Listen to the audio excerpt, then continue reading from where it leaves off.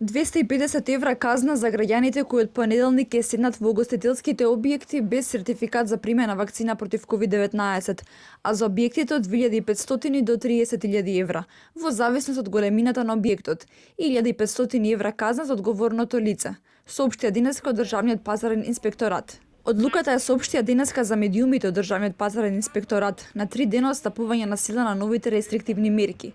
Претходно не се знаеше како ќе се спроведуваат новите најавени мерки. Ниту пазарниот инспекторат, ниту угостителите не беа сигурни како ќе ги легитимираат граѓаните и кој ќе ги пишува казните. Државниот пазарен инспекторат врши контрола исклучиво врз правните лица и физичкото лице одговорно за правното лице. Луѓето кои немаат сертификат би биле казнети согласно кривичниот законник и согласно Законот за заштита на населението од заразни болести. Тоа е делот на Министерството за внатрешни работи.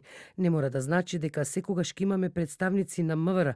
Начинот на кој ќе се врши контролата останува сега во тајност.